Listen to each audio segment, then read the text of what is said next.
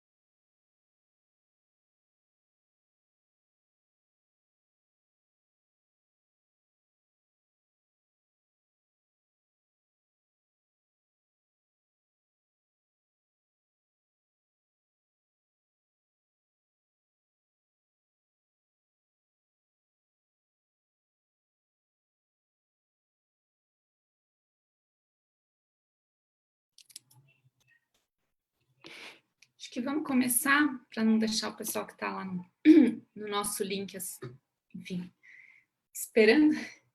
E o pessoal do NEB, tem mais gente entrando já aqui. Bom, boa tarde todos e todas. Eu sou a Gabriela Lota, professora da Fundação Getúlio Vargas e coordenadora do Núcleo de Estudos da Burocracia. E esse é mais um dos nossos encontros das quintas-feiras do NEB, né? Desde o começo da pandemia, nós fizemos já 18 reuniões semanais, ou 19, já nem sei mais o número, discutindo diferentes políticas, sempre com essa perspectiva de entender os impactos da pandemia no trabalho, na implementação de políticas, especialmente no trabalho dos profissionais da linha de frente. E nessa reunião de hoje, a gente decidiu apresentar os resultados da pesquisa que temos feito em paralelo a esse processo todo, também no NEB, desculpe, crianças aqui, também no âmbito do NEB, nós realizamos, desde abril, um conjunto de pesquisas voltadas a entender os impactos da pandemia em alguns profissionais da linha de frente do serviço público, e a ideia é apresentarmos hoje um pouco desses resultados, né? Então, a proposta é que eu vou apresentar um pouco o geral do desenho da pesquisa e o que a gente tem olhado e por que fazer pesquisa sobre os profissionais da linha de frente durante o Covid, o que isso nos permite compreender. Depois o Jordano vai falar sobre os dados principais que a gente levantou nessa nossa pesquisa. E aí depois a gente vai abrir para algumas pessoas que participaram de pesquisas específicas falar um pouquinho sobre alguns achados. Então, Michele pode falar um pouco sobre saúde, a Mariana, se quiser falar um pouco sobre os familiares das pessoas presas, enfim, quem mais estiver com vontade, mas também num diálogo bem aberto aqui sobre o que vocês acharem mais interessante. Eu vou pedir só um segundo para eu fechar a porta, porque senão vamos ter ruídos infantis aqui. Jordano, quer já se apresentar?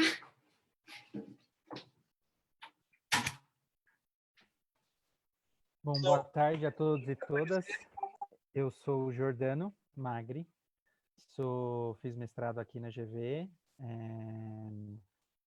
de Administração Pública e Governo, e sou integrante do NEB, pesquisador do SEDEC também, e estou com a Gabriela aí nessa empreitada, com essas pesquisas para entender a realidade de diversas políticas nesse momento. Obrigada, Jordano. Então, a ideia agora é apresentar um pouco por que nós fizemos essa pesquisa, o que estávamos olhando e como essa pesquisa tem sido feita. Ela não terminou, a gente está na segunda fase, mas a ideia é continuar. E para isso, acho que eu vou primeiro fazer uma apresentação muito rápida, conceitual, de por que é importante olhar para esses profissionais em qualquer momento e especialmente em tempos de pandemia, né? Então, o Núcleo de Estudos da Burocracia tem se dedicado nos últimos anos a olhar para o que a literatura denomina de burocrata de nível de rua, que é um conceito bem esquisito, mas que, no fundo, quer dizer aqueles profissionais da linha de frente dos serviços públicos que fazem atendimento ao cidadão, né? Os burocratas de nível de rua, os principais que nós estudamos, ou que normalmente se fala, são os profissionais da saúde, os professores, os profissionais da assistência, policiais e outros profissionais que fazem atendimento à população. E essa literatura que trabalha estudando os profissionais da linha de frente, ela considera que olhar para a linha de frente do serviço público é como se fosse uma forma metonímica de analisar o Estado. Porque se as regras que o Estado tem, a relação do Estado com a sociedade, o próprio funcionamento do Estado, eles se materializam concretamente nessa relação que se dá com o usuário. Então, a política de saúde só existe na prática dentro de um consultório médico, a educação existe na prática dentro de uma sala de aula, né? Então, quando eu olho para esses espaços, o consultório médico, o hospital, a clínica, ou a sala de aula, ou a relação do policial com os usuários, eu consigo entender elementos sobre o Estado que muitas vezes ficam invisibilizados, né? Elementos muito mais profundos a respeito do Estado que eu consigo captar olhando para o profissional da linha de frente. E mesmo que esse profissional pareça ser pouco importante, no sentido de que ele é o último da hierarquia, é ele quem recebe os menores salários, ele é quem é menos valorizado, ele materializa essa relação cotidiana do Estado com o usuário na produção de serviços públicos. E a boa parte dos nossos serviços públicos são feitas por meio dos burocratas de nível de rua. Então, a teoria sobre burocracia de nível de rua, que começa nos anos 80 e já aprimorou muito nas últimas décadas, é uma teoria que considera que o olhar para o nível da rua é um olhar privilegiado para entender elementos sobre o Estado, elementos sobre a sociedade e a relação entre esses dois, né? E aí, para dar um exemplo, que talvez ajude a gente a entender como é que a gente olha para isso, vocês lembram do que aconteceu, do incidente que aconteceu há algumas semanas com o desembargador e o guarda municipal lá em Santos, que o desembargador se recusou a usar máscara e acabou agredindo o guarda municipal? A gente pode olhar aquela relação falando isso foi uma questão fortuita, foi apenas um incidente que aconteceu. Mas para a teoria de burocracia de nível de rua, esse é um espaço privilegiado para entender vários aspectos sobre o Estado. Naquela relação, a gente consegue entender, por exemplo, como é que se dá a autoridade estatal e o questionamento sobre a autoridade estatal. A gente consegue entender a legitimidade dos atores do Estado. A gente consegue entender a importância ou desimportância que se dá para a lei. A gente consegue entender hierarquias sociais. A gente consegue entender hierarquias das profissões. A gente consegue entender corporativismo. A gente consegue captar uma série de elementos que dizem respeito a dinâmicas muito mais profundas, tanto do Estado como da sociedade, como dessa relação, olhando para o nível da rua, né, de forma sistemática. Claro que não é olhar só para aquele incidente e derivar daquilo toda a teoria sobre o Estado, mas de forma sistemática a gente vai captando incidentes variados que permitam ter uma compreensão mais profunda sobre o Estado. Por isso que a gente estuda a burocracia de nível de rua, os profissionais de linha de frente, né? Então, eles são um espaço privilegiado para entendimento de coisas mais profundas. E por que olhar para eles durante a pandemia? Olhar para eles durante a pandemia tem várias razões. A primeira razão é porque o enfrentamento à pandemia, a esta pandemia, passa pela atuação de um conjunto de burocratas de nível de rua. Eles são as figuras centrais do enfrentamento à pandemia e as suas consequências. Seja na área de saúde, que é muito óbvio, né? Não tem enfrentamento à pandemia sem médico, enfermeira, agente comunitário e outros profissionais de saúde, no mundo inteiro. Mas também são os burocratas de nível de rua, profissionais de linha de frente, que lidam com as consequências da pandemia. Por exemplo, quem é que trabalha com a distribuição da renda emergencial? Quem é que cuida de públicos que ficam mais vulneráveis ou já são vulneráveis e exacerbam vulnerabilidade durante a pandemia? São os profissionais da assistência. Quem é que garante o enforcement de uso de máscara e isolamento? São os profissionais da segurança. Né? Então, os profissionais da linha de frente, eles são centrais no enfrentamento à pandemia, e esse é um primeiro motivo para a gente já estudar eles. Mas tem um segundo motivo, que é nós estamos entendendo essa pandemia como se fosse um experimento natural, né? No qual existe um antes, um durante, um depois, que vai afetar o trabalho deles, e já está afetando o trabalho deles. Então, como nós já temos um acumulado de conhecimento sobre o que era o trabalho deles antes, e vamos continuar estudando eles depois, o olhar o durante ajuda a entender, inclusive, como é que a pandemia vai alterar práticas de trabalho, vai alterar essas interações. Por exemplo, no caso da saúde, Ana Maria pode falar mais um pouco sobre isso depois, mas eu acho que a gente adiantou pelo menos uma década no uso de tecnologia para telemedicina e telemonitoramento durante a pandemia. O quanto disso vai ficar ou não é para a gente estudar no pós, mas estudar isso no durante vai nos ajudar a entender depois como é que essas práticas são absorvidas, né? E também, ainda como uma lógica de uma pandemia, um experimento natural, e é um experimento natural que exacerba condições da normalidade, de alguma forma, né? Nós estamos trabalhando com essa hipótese na pesquisa de que essa pandemia traz para cima, tira debaixo do tapete várias coisas que na normalidade ficam escondidas, né? Então, olhar para o momento da pandemia também é um olhar privilegiado para entender de forma mais rápida coisas que talvez demorasse muito mais para a gente conseguir captar, né? Como essas questões sobre a deslegitimidade da ação cotidiana dos policiais. Isso é uma coisa que a gente às vezes demora muito para conseguir captar, e durante a pandemia está tudo exacerbado, né? E aí ele tem que fazer o enforcement de uma coisa que as pessoas não questionam. A gente consegue pegar, a partir do questionamento sobre a imposição de máscara na atividade policial, como é que a polícia é ou não é legitimada no Estado, né? Enfim. Então, por isso que é importante olhar para o burocrata de nível de rua, por esses vários motivos é importante olhar para os burocratas de nível de rua durante a pandemia, e foi por isso que nós decidimos fazer essa pesquisa, né? Nós construímos a primeira etapa dessa pesquisa no começo de abril, então estávamos falando aí de um momento de um mês e pouco pós o início da pandemia no Brasil, e decidimos já naquele momento aplicar uma survey. Eu já vou contar um pouco mais sobre os nossos procedimentos, mas naquele momento nós aplicamos uma survey com 4 categorias profissionais, que foram os policiais, os agentes prisionais, os profissionais da saúde e os profissionais da assistência. Por que nós escolhemos essas 4 categorias profissionais? Porque nós queríamos categorias profissionais que estivessem na linha de frente da pandemia de maneira presencial. Por quê? Porque entendemos que o fato de estar enfrentando a pandemia e estar lá na linha de frente fisicamente é o que traria o máximo aí da exacerbação das condições da pandemia no trabalho da linha de frente, né?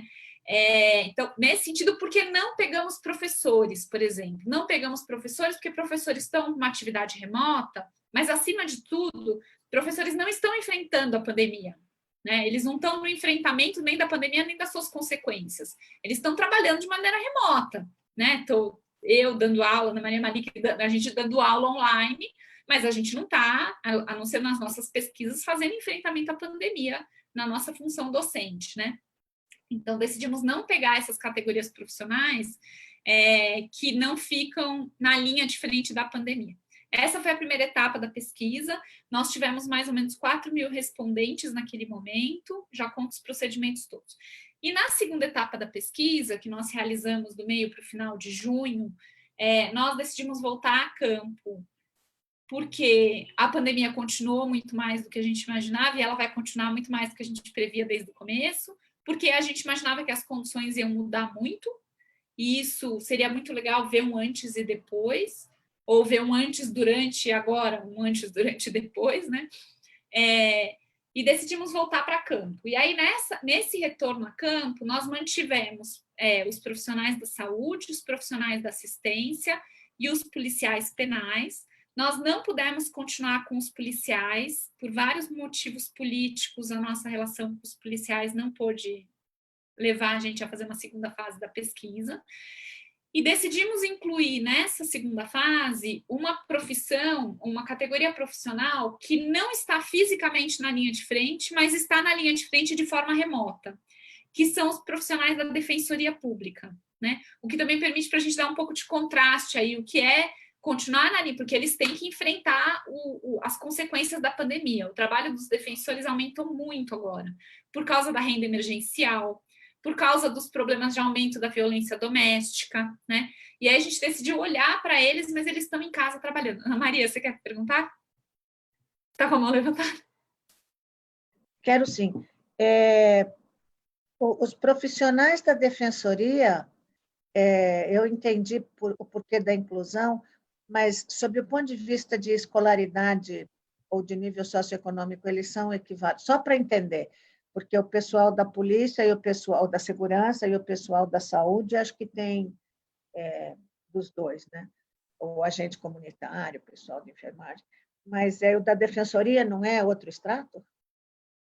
É e não é, porque na defensoria não são só defensores, tem toda a equipe técnica que ajuda. Então, acho que 20% da nossa amostra, por exemplo, é estagiário, que trabalha na defensoria e são eles que fazem a triagem inicial do atendimento.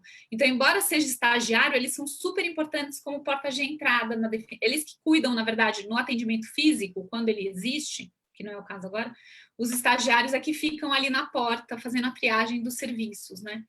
Então, sim, você está certa que quando a gente pensa no defensor, ele é um outro extrato social, completamente diferente dos outros que a gente olhou, mas na defensoria a gente tem um percentual muito alto de profissionais que não são defensores, que são ou estagiários ou equipes técnicas administrativas, e aí é um extrato social mais parecido com os outros profissionais.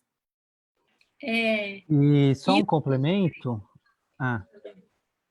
Não, e só um complemento, e o que fica claro na defensoria, como em todas as carreiras e profissões que a gente analisou, é que, de fato, há uma desigualdade entre as profissões dentro das próprias carreiras. Então, essa diferença de extrato social aí também se reflete internamente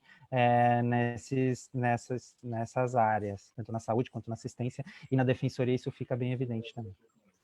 Exatamente. Bom, então essas foram as nossas escolhas, né, de categorias. Nesse meio tempo apareceu uma outra pesquisa para a gente fazer que não é de burocracia de nível de rua, mas que nos ajudava a ver na perspectiva do cidadão como é que era o efeito da atuação do burocrata de nível de rua, e a gente acabou fazendo como uma oportunidade aí, que foi olhar para os familiares de pessoas presas, com uma parceria com uma organização que cuida de familiares de pessoas presas, e aí a gente olhou para eles também, o que ajuda a complementar e entender melhor os dados da polícia penal, dos policiais penais e dos defensores, mas eles são outro foco, né? Bom, nessa segunda fase, nós tivemos mais ou menos 5 mil respondentes contando com as famílias presas, e 4 mil também, mais ou menos, contando só com os burocratas de nível de rua. As duas fases, e a gente agora pretende fazer uma terceira fase em setembro, se tudo der certo, mas o que a gente tem feito para coletar dado é aplicar uma survey online, autorrespondida, então é um questionário que as pessoas vão respondendo. O questionário ele foi construído a partir da literatura de burocracia de nível de rua e de atuação de burocracia de nível de rua em emergências, mesmo que a literatura não chame de burocracia de nível de rua. Então, por exemplo, tem uma literatura super grande dos profissionais da saúde em emergência. E aí a gente foi pegar um pouco o que essa literatura fala sobre as mudanças do trabalho dos profissionais em emergência. Então, a gente construiu o nosso questionário com base em 3 blocos de perguntas. O primeiro sobre as condições de trabalho, em 4 blocos. Primeiro sobre perfil, esqueci até de anotar aqui. Então, perfil desse nosso respondente. Segundo, as condições de trabalho dele. Então, como é que o Estado está ou não amparando para que ele desempenhe um bom trabalho nesse momento? Toda a literatura de burocracia de nível de rua aponta isso desde o Michael Lips, que aponta a importância das condições de trabalho para esse profissional trabalhar, né? Ele é alguém que, se as condições são ruins, o trabalho vai ser ruim. Ele normalmente está sujeito a condições de recursos escassos, uma demanda imprevisível e crescente, e na pandemia isso tudo aumenta, né? Então, em termos de condições, nós olhamos, daqui a pouco a gente fala os dados, os resultados, né? Para acesso a EPI, equipamento de proteção individual, acesso à testagem, acesso a treinamento, orientação da chefia e suporte. Suporte tanto da chefia como suporte dos entes federativos, do prefeito, se ele sente que ele tem suporte do prefeito, do governador e do governo federal e do presidente. Depois a gente tem um terceiro bloco, né, perfil, condições de trabalho. O terceiro bloco é o bloco das emoções e sentimentos, que é um outro elemento que aparece muito na literatura que fala de emergências, porque a emergência é o momento de lidar com a ansiedade e com o estresse, e como é que isso afeta o atendimento do usuário, né? Para fazer essas questões, a gente se baseou muito em algumas pesquisas que já fazem levantamento de sentimentos e usamos um pouco essas categorias que eles usam para conseguir, enfim, respondendo para quem é da área de saúde mais diretamente, não dava para fazer um questionário, usar um questionário validado, não dava para validar o questionário. Então, o que a gente fez foi usar um pouco questionários partes de questionários que já tinham sido usados e que a gente poderia, de alguma maneira, aprender com eles e não quebrar tanto a cabeça. Então, na parte de emoções, nós perguntamos sobre sentimento, pergunta específica sobre medo, nas 2 rodadas, uma pergunta específica sobre sentimento de preparo, nas 2 rodadas, e a gente incluiu nessa segunda rodada perguntas sobre saúde mental, que não tinha antes. A gente tinha uma evidência, porque nas perguntas quali eles respondiam que estavam com problema de saúde mental, mas a gente não sabia medir isso, então a gente perguntou. E incluímos também uma parte do questionário em que ele aponta emoções que ele sente, tanto individualmente como na relação. Também usando literatura internacional que fez exatamente isso. A gente usou os mesmos nomes de emoções que eles usaram. E aí as pessoas marcam as emoções que eles estão sentindo. E aí o nosso último bloco é um bloco de perguntas sobre mudanças nas práticas de trabalho e nas interações. Então, nós perguntamos para eles se o trabalho mudou, no que o trabalho mudou, se a relação mudou e no que a relação mudou. E também perguntamos nesse bloco se ele tem feito trabalho intersetorial e intrasetorial durante a pandemia, né? A gente são 47 perguntas no questionário, eu não lembro o número exato, mas a grande maioria delas são perguntas fechadas, sim ou não, e a gente tem algumas perguntas que são perguntas abertas para ele responder. Nós não tínhamos na primeira rodada nenhuma esperança de que eles fossem preencher as perguntas abertas, porque imaginando lá a enfermeira trabalhando no hospital, lidando com um monte de casos de Covid, respondendo um questionário, e acabou. Mas, assim, mais de 80% das pessoas têm respondido as questões abertas e também têm mandado o contato delas pedindo para receber o relatório e para participar de outras etapas da pesquisa. O que mostrou para a gente que essas pessoas estão querendo falar, né? Elas estão... E não é que elas escrevem assim, o que mudou no trabalho? Interação, tecnologia. Elas escrevem, às vezes, um texto enorme, elas contam histórias. Tem uma lá que a gente pergunta, quer relatar algum caso de assédio moral? E elas escrevem a história do caso de assédio moral. Então, você vê que as pessoas estão querendo, de fato, falar, né? Então, esse foi o nosso questionário. Como é que a gente chegou nos nossos respondentes? Nós tínhamos um trade-off aí no começo da pesquisa, quando a gente decidiu fazer, que era o seguinte: temos uma pandemia que acabou de explodir e a gente quer saber o que está acontecendo com essas pessoas. Se a gente fosse desenhar uma pesquisa com uma amostra aleatória, toda bonitinha, a gente ia rodar a pesquisa sei lá quando, talvez agora fosse começar a rodar, como, aliás, a Fiocruz e Harvard começaram a fazer agora, né? Acabou de sair os primeiros resultados. Aí pesquisa amostral, mas que começou a captar 5 meses depois que a pandemia começou, né?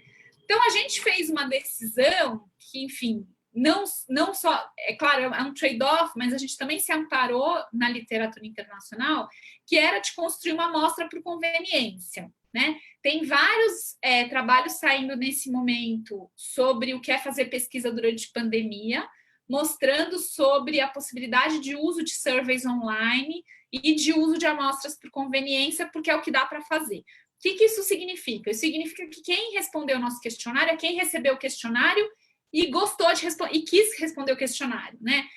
A gente não pode assegurar que essas pessoas representam todo o universo de pessoas que poderiam ter respondido, né? Como é que a gente chegou neles? A gente foi acionando contatos pessoais, a primeira rodada foi muito baseada em contatos pessoais, E a gente também fez algumas estratégias de cercar via sindicatos, associações de classe, conselhos representativos que chegassem nos profissionais. Nós decidimos não fazer isso via secretarias. Por quê? Porque a gente pede para as pessoas falarem mal do seu chefe se eles quiserem.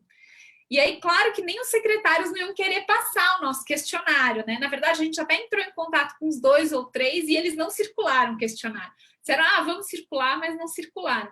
Porque, de fato, e até se chegasse pela chefia, talvez a gente tivesse um viés maior aí nas respostas que essas pessoas dariam. Mas, dado que essa é uma amostra, como a gente disse, por conveniência, a gente não pode generalizar nenhum achado nosso. A gente não pode dizer que isso significa o universo brasileiro. O que nós conseguimos fazer na segunda fase, com muita ajuda, inclusive da Michele, que começou a coordenar a parte de saúde nessa segunda etapa, foi que a gente desenhou na parte de saúde qual era o nosso universo por cada estado, dado desagregado por estado, quem era o universo de profissionais de saúde e por tipos de profissionais de saúde desagregado por estado. E aí a gente calibrou a nossa amostra quantitativamente na segunda fase. Então, por exemplo, se no estado do Amazonas tem 30% ACS, 30% profissionais de enfermagem e X% médicos e outros, a gente foi calibrando isso para chegar nesses percentuais na segunda etapa. Como é que a gente fez isso? A gente ia ligando para os nossos contatos, gente, falta agente comunitário no Pará, pelo amor de Deus, faz esse negócio circular para aumentar. E aí a gente foi fazendo essa força-tarefa para chegar em percentuais que são representativos do que é no estado, mas não dá para dizer que é uma amostra representativa, né? Então temos que tomar muito cuidado com como é que a gente trabalha esses dados. Mas esse foi um pouco o desenho, agora o Jordano vai falar dos nossos achados principais e depois a gente fala das conclusões mais gerais e depois a gente entra nos específicos. Pode ser? Vai lá, Jordano. Ótimo, obrigado, Gabriela. Eu vou compartilhar, porque aí, enfim, como que a gente pensou em vez da gente ir em relatório por relatório e política por política, a gente já está tentando ver o que a gente consegue produzir, né, cientificamente de artigo em relação a isso. Então, a gente já sistematizou, enfim, parte desses achados para um artigo que a gente está escrevendo que já condensa as informações relativas à saúde, assistência e sistema penitenciário.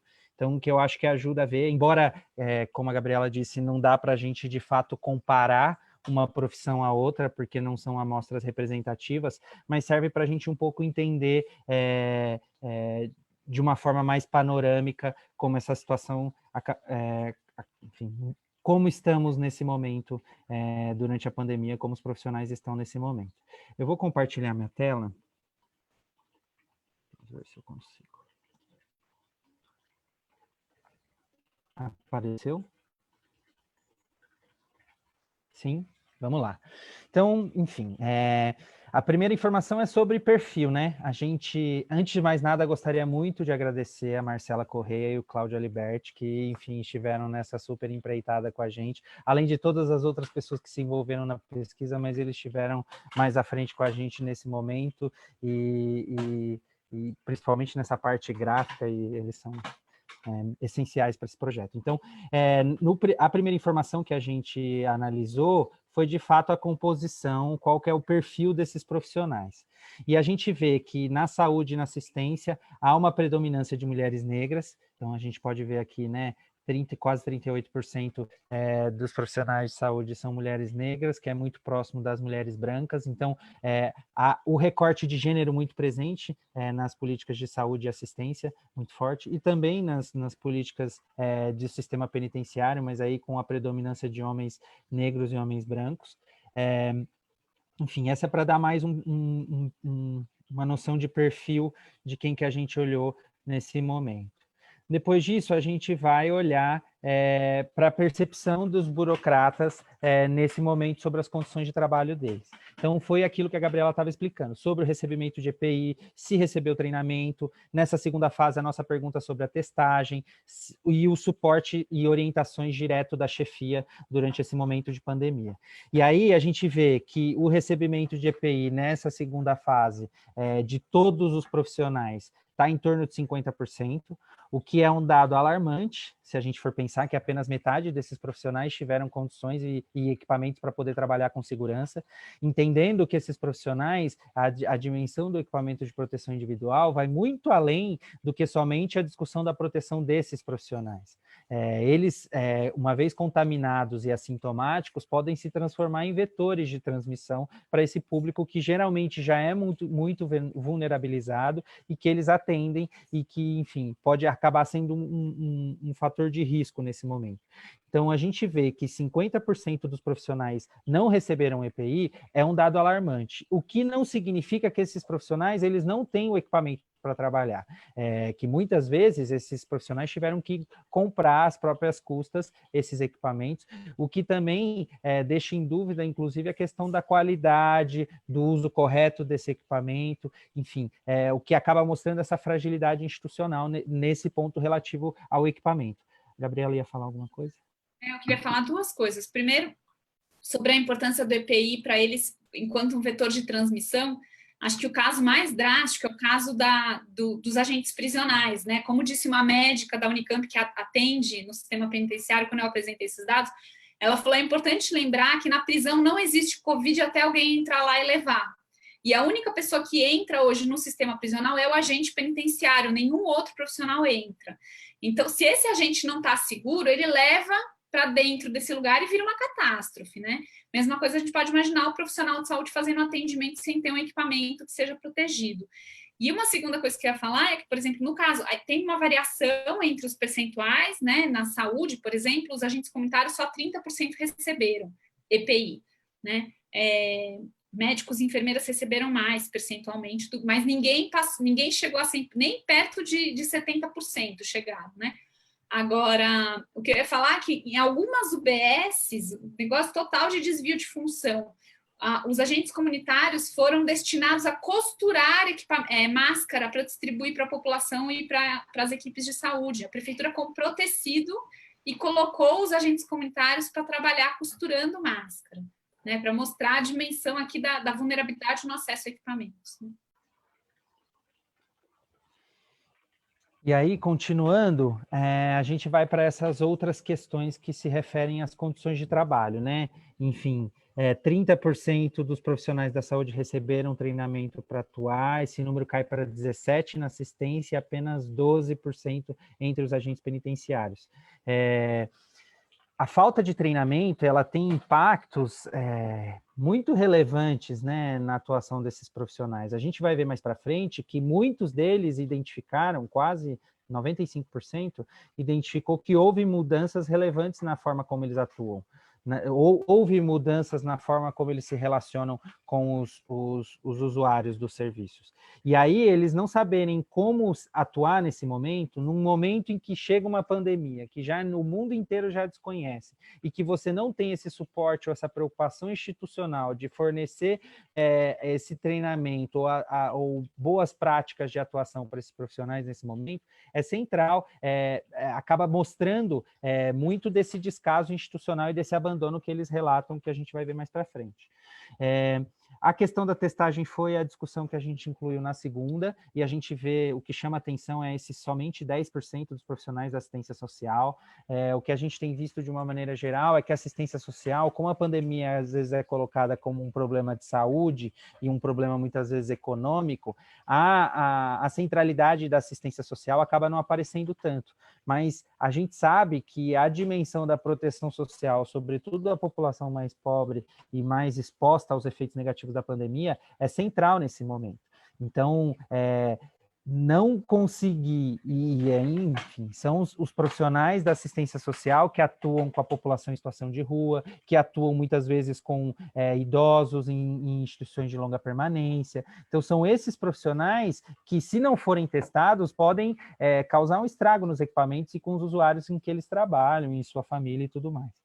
E aí, desculpa, os últimos dois dados sobre a questão do suporte às orientações da chefia.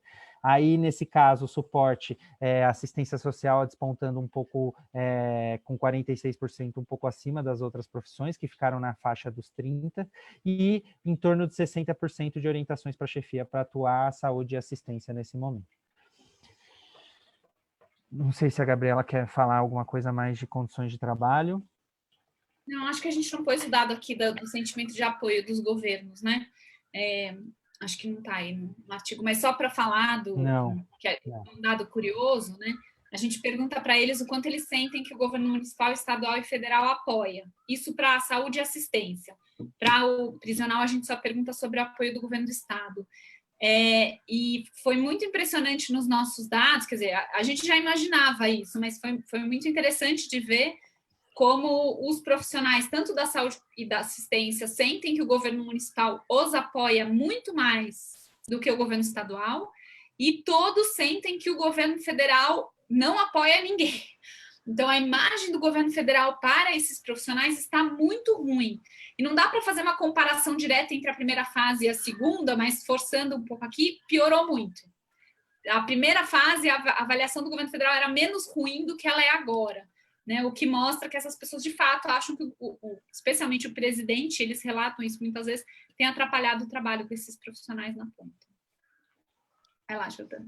E é importante a gente entender, em relação a essa avaliação, contextualizar, né, que tanto a saúde quanto a assistência, nós estamos falando de sistemas, né, organizados a partir do Pacto Federativo, em que o governo federal tem uma importância estratégica de coordenação e indução. Então, pelo menos na assistência social, essa ausência a gente viu de uma maneira muito forte, de que coube mais que nunca, além da decisão do STF, mas por dentro da burocracia, coube sim a estados e municípios decidirem como iam atuar nesse momento e dar condições para que esses profissionais pudessem atuar nesse momento. Entrando na discussão do impacto emocional para a pandemia, a primeira pergunta que a gente fazia em todo o questionário era a questão do medo, que sempre esteve acima dos 80%, tanto na primeira fase, tanto na primeira fase quanto na segunda fase. Na primeira fase, ele estava mais na casa dos 90%, agora a gente teve uma redução muito, muito pequena desse sentimento, mas enfim, o que mostra que esses profissionais estão atuando com medo do coronavírus. E na questão dos agentes prisionais, a gente identificou da primeira para a segunda fase os impactos indiretos que essa dimensão do medo tem, não só o medo do coronavírus, mas no caso do sistema penitenciário, fica muito claro que a tensão entre a população carcerária também aumenta. Então, o fato de haver uma doença, eles não estarem recebendo visitas, ter todas essas restrições, em algumas unidades o Covid chegou, houve óbitos, esses profissionais e essa população carcerária acaba estando muito mais tensa nesse momento. Então, a dimensão do medo, a gente identificou que essa pergunta era específica sobre o medo do Covid, mas que o medo era um sentimento muito presente, e quando a gente faz a pergunta sobre os sentimentos, em todas elas o medo acaba aparecendo como o primeiro sentimento que todos esses profissionais estão submetidos nesse momento. Em relação ao sentimento de... e aí, enfim, o que é importante a gente entender? Que, no fim das contas, esse medo acaba não sendo infundado, né? Ele é um medo que ele é o resultado de uma série de abandonos institucionais e de um sentimento de preparo. Então, quando metade dos profissionais apenas recebeu equipamento para trabalhar, como pouquíssimos, mais de 50% deles não recebeu o treinamento e não sabe como atuar, ainda mais em um contexto, a gente falou isso na última reunião do NEB, né, de que as normativas e as orientações iam mudando no decorrer do tempo, e se você não tinha condições, nem uma estratégia de formação e de treinamento desses profissionais, esse tipo de atuação acaba ficando muito complicada nesse momento. Então, esse medo não é infundado e ele se reflete por esses outros fatores. E também se reflete no sentimento de despreparo, todos na casa de 70% entre saúde, assistência e policiais penais. Nessa segunda fase, a gente incluiu a pergunta sobre a questão da saúde mental. Então, se porque isso emergiu da primeira fase, né? Essa discussão tanto do assédio quanto do impacto na saúde mental foram debates que acabaram aparecendo nas perguntas abertas da primeira fase ou nas discussões que a gente fez logo após o lançamento da primeira fase da pesquisa, que a gente fez com os profissionais dessas áreas. Então, a gente resolveu incluir nessa segunda fase a questão da saúde mental, e aí, enfim, mais de 70% também identifica que houve um impacto grande na sua saúde mental e que eles não recebem apoio institucional para lidar com isso. Então, num primeiro momento, a gente se preocupou em analisar qual era a dimensão do suporte do ponto de vista de instrumentos, de insumos, de equipamentos que os governos estavam garantindo para esses profissionais. Mas a gente vê que existe um outro suporte que é tão ou mais central nesse momento, que é o cuidado com a dimensão emocional e a saúde mental desses profissionais. E que a gente vê que ainda os governos ainda deixaram isso, relegaram a segundo plano e não dão esse suporte para esses profissionais nesse momento. O que mais recebeu suporte, enfim, não sei se talvez por ser da área, né, foi a saúde com 20%, mas depois assistência social com 11% e os policiais penais apenas 5%. Por último, a gente vai olhar para as práticas de trabalho, que as mudanças na prática de trabalho, e que a gente olha que tanto assistência quanto saúde identifica que 90% dos profissionais respondentes acabaram identificando que houve mudanças nas práticas de trabalho. Na assistência, um pouco na saúde, mas na assistência esse debate acaba sendo muito forte, porque toda a construção do trabalho da assistência ele é feita a partir dos vínculos. Então, vinham relatos das assistentes sociais dizendo como que eu vou... como se faz vínculo e como se lida com o usuário quando você tem que ficar 2 metros de distância, cheio de equipamento, com uma máscara, com uma coisa de acrílico na frente. Como que eu vou criar empatia com esse usuário? Como que a gente vai lidar com esses profissionais? Então, essa dimensão do vínculo, por exemplo, na assistência social, acaba sendo muito central e aparecendo demais nas perguntas abertas que a gente fez. E dos policiais penais, as mudanças nas práticas de trabalho ficaram na casa dos 80%. Além disso, aí, enfim, depois a gente pode voltar para algumas questões específicas, mas não sei se eu consigo mudar. Que aí eu queria apresentar um pouco os dados. Apareceu a defensoria? O infográfico? Não? Então eu vou parar e compartilhar. Peraí. Agora eu vou falar rapidamente, porque, enfim, agora apareceu, né, a defensoria. A gente falou da assistência à saúde e policiais penais, tem algumas outras questões que a gente pergunta sobre sentimentos, que eu acho que são bem importantes e que ajudam a gente a abrir alguns campos de reflexão teórica, principalmente, sobre esses trabalhos e essas políticas, mas eu vou só terminar a apresentação, eu vou falar um pouco agora sobre a Defensoria Pública e depois passar rapidamente também sobre dos familiares de presos que a gente fez aqui em São Paulo. Mas na Defensoria Pública, o que a gente vê? Que quase todo, acho que 95%, um número bem alto deles está em regime de teletrabalho. Então, diferentemente das outras profissões, embora eles estejam num enfrentamento à pandemia que acaba lidando mais com acesso à justiça e com a garantia de direitos dessas populações nesse momento em que os direitos ficam mais fragilizados, eles são profissionais que não estavam, de fato, no contato físico e na relação direta com esses usuários nesse momento, em sua grande maioria. Eu acho que é importante fazer essa ressalva inicial, porque isso acaba tendo um impacto diferente na defensoria do que teve nessas outras profissões. Mas aí a gente procura explorar, mas mesmo assim, 88% dos profissionais da defensoria têm medo do novo coronavírus, então que também essa dimensão do medo acaba sendo muito presente para esses profissionais também.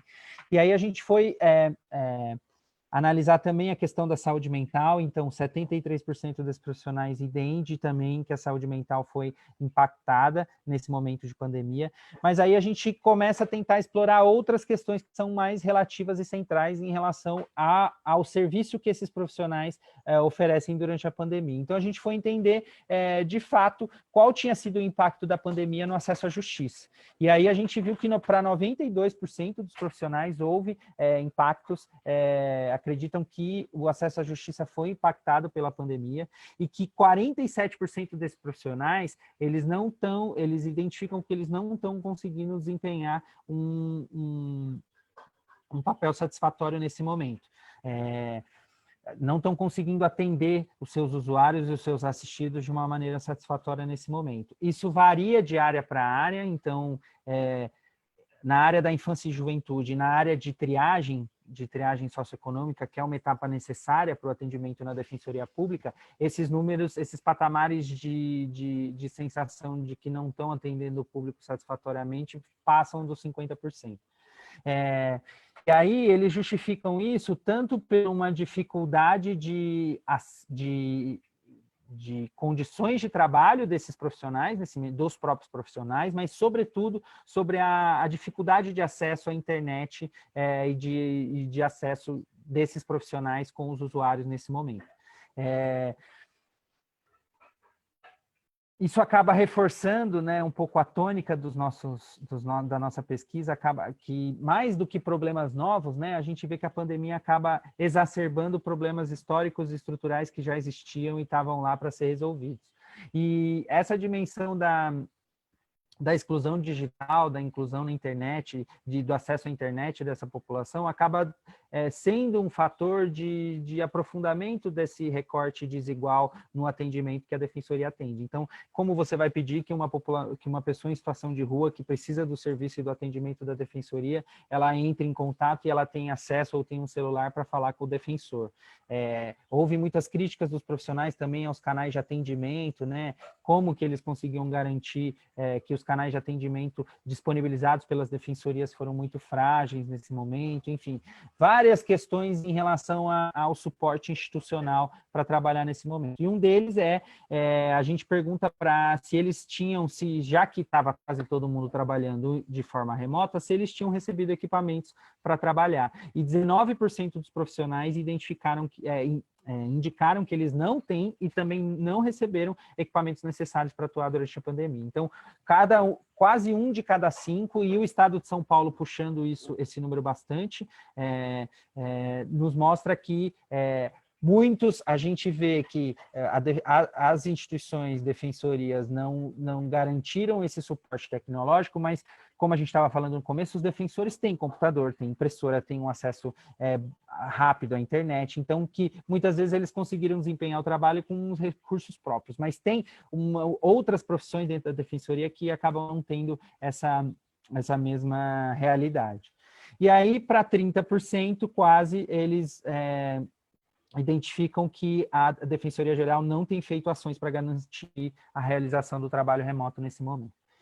Enfim, de uma maneira geral, na Defensoria, então, a gente vai olhar mais para esses aspectos de condições de trabalho, dado essa condição de trabalho remoto, e para quanto isso impactou, de fato, na entrega de um serviço de qualidade para essa população que, muitas vezes, enfim, há relatos nas varas de família, de defensores que atuam com família e sucessões, por exemplo, que os pedidos de execução de alimentos e pensão alimentícias das mães dispararam nesse momento e que algumas defensorias identificaram que essas questões não eram prioritárias para serem ajuizadas nesse momento. Então, a gente consegue ver em quase todas as pesquisas, em todas as pesquisas, né, um descolamento entre as decisões institucionais do alto escalão da burocracia e a realidade que esses profissionais passam nesse momento.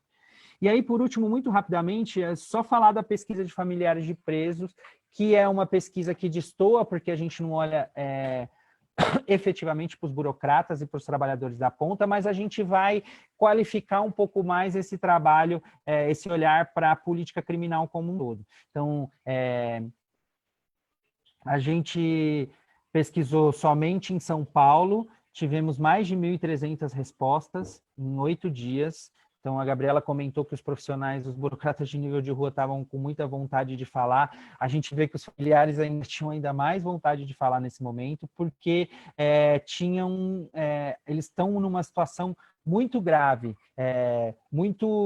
eles fazem parte, eles são diretamente impactados pela forma como a política criminal é tocada e é conduzida no país, mas eles não são um elemento, um público que recebe a atenção dessa política. Então, eu acho que essa pesquisa acaba evidenciando isso de uma maneira muito, muito clara para a gente, enfim, que a gente começa a perceber que quase 70% desses familiares, eles não tinham qualquer informação sobre o seu familiar preso nesse momento. Então, e aí, outra questão que a gente... Desculpa, a gente está falando em junho, então eles estão sem informação sobre seu familiar preso desde março, né? Quase... Não, julho, né? Foi julho isso, desculpa. Quase 4 meses. Comecinho de julho. E aí a gente vê que a forma que eles tinham contatos com os seus familiares presos se resumia basicamente ou ao contato com os advogados, mas os advogados não conseguiam entrar, ou basicamente o contato por carta. Mas choveram relatos de que as cartas, elas muitas vezes não eram entregues, se você pedia com aviso de recebimento, as cartas eram seguradas, então que mesmo essa comunicação com cartas, ela demorava mais de um mês para conseguir chegar no destino, tanto cartas vindas dos presos quanto dos familiares para eles. Enfim, então essa dimensão da informação acaba sendo central nesse debate, nesse momento, que a gente sabe que depende de políticas estaduais, então houve estados que criaram até um aplicativo para facilitar a comunicação, que desenvolveram um sistema de videoconferência, houve outras formas que cada estado foi adotando, mas especialmente o estado de São Paulo se manteve bem difícil nessa discussão do acesso à informação. E aí a gente foi também analisar a questão do perfil dessas famílias, e aí a gente, mais do que nunca, mostra que há um recorte muito claro de classe, de quem é o público selecionado para integrar as unidades prisionais brasileiras. Então, para 1/3 desses familiares estão com dificuldades para se alimentar nesse momento. Então, nós estamos falando de um público em que a fome acaba sendo uma realidade e que para 44% dessas famílias tem o auxílio emergencial como principal meio de sobrevivência. Então, é uma população que é pobre ou extremamente pobre, que está numa situação de vulnerabilidade exacerbada nesse momento. Que, enfim, eles... muitas vezes, principalmente no começo da pandemia, com os nossos contatos com esses familiares, o relato é que eles nem conseguiam se preocupar com os presos no primeiro momento, porque eles não tinham condições de comer. Então, essa é uma questão que acaba mostrando o perfil que essa população tem. E aí, esses familiares, eles relataram espontaneamente que em mais de 54% dos casos, que a principal preocupação que eles tinham nesse momento era relativa à saúde. A gente perguntou para os familiares se eles tinham alguma comorbidade, se eles tinham algum problema de saúde nesse momento, e em torno de 50%, eu acho que chegava a 56% ou 57%, se a gente analisasse somente problemas cardíacos, respiratórios e diabetes, você tinha quase 60% dos familiares responderam que o seu parente preso tinha alguma dessas comorbidades. E aí, esse é um dado que acaba chamando muita atenção nesse momento que a gente fala de prisão domiciliar, do direito de se poder, fazer o cumprimento da pena em casa. A gente sabe que há uma seletividade para quem essa autorização é dada, né? Enfim, o Queiroz pôde cumprir a prisão dele em casa e a gente sabe que a grande maioria desses familiares que tentaram pedir que seus parentes presos pudessem cumprir, às vezes por problemas de saúde e comorbidades anteriores, eles não tiveram esse direito garantido. E, por fim, a gente analisa agora, pelo outro lado, essa dimensão do acesso à justiça. Então, para 74,5% das pessoas que responderam identificaram que o advogado ou o defensor, eles não acreditam que o advogado ou o defensor público possa garantir ou proteger o seu familiar preso nesse momento. E, por último, esse dado do abandono institucional, que para quase 97% dos familiares, a SAP não deu qualquer suporte nesse momento. Então, o que mostra isso, que é um público que é um dos mais impactados pela forma como a política criminal é conduzida no Brasil e que é um público que é praticamente inexistente no desenho da política e nas preocupações institucionais de como essa política é conduzida. Acho que, de uma maneira geral, esses eram os principais dados. A gente, enfim, a partir daí, não sei se agora a Gabriela quer seguir, mas, enfim, a gente faz algumas reflexões. Eu acho que fica muito difícil a gente tirar muitas conclusões e analisar com o carro andando no meio e montando um questionário de novo, dando a resposta para quem já respondeu, um pouco conduzindo toda essa logística dessa pesquisa desse tamanho, mas a gente já começa a identificar algumas questões que são importantes ou que nos ajudam a mostrar como que os governos ou quais condições esses profissionais estão tendo para atuar nesse momento. Então, não sei se a Gabriela quer ir, a gente vai... Eu acho que eu vou só pedir para a Michelle falar um pouquinho mais sobre saúde, já que a gente aprofundou. Pode ser, Jordano? A Michelle fala um pouco mais sobre saúde e a gente fala sobre as reflexões gerais. Pode ser? Queria agradecer publicamente a Michelle por ter topado entrar também e coordenar. A gente está um monte de braços e mãos voluntárias aqui fazendo esse negócio acontecer. Obrigada, Michelle, pela parceria aí. Olá a todos e a todas, boa tarde. Obrigada, Gabriela, pela parceria, por esse trabalho tão desafiador e gratificante, não pelos resultados, mas por destacar e por colocar, trazer à luz, né, a situação dos profissionais de saúde, que é bastante complicada. Eu posso compartilhar o relatório só para eu mostrar alguns gráficos bem rapidamente? Claro, pode, se você quiser. Então, eu vou mostrar aqui, trazer bem rapidamente duas perspectivas, né? Uma apresentando um pouco o que a Gabriela já falou com relação à diferença entre os profissionais, né? O resultado é assustador, mas para alguns profissionais é um pouco pior, né? Então, eu vou mostrar aqui, por exemplo, a questão da relação do sentimento de medo, né? A gente vê que os ACS, que 89% dos ACS sentem medo frente a 79% dos médicos e médicas, né? Não que a porcentagem vinculada a médicos e médicas seja uma porcentagem alentadora, não é, 79% é um número bastante alto, mas a gente vê que tem um crescimento significativo quando a gente olha para ACS e para ACE.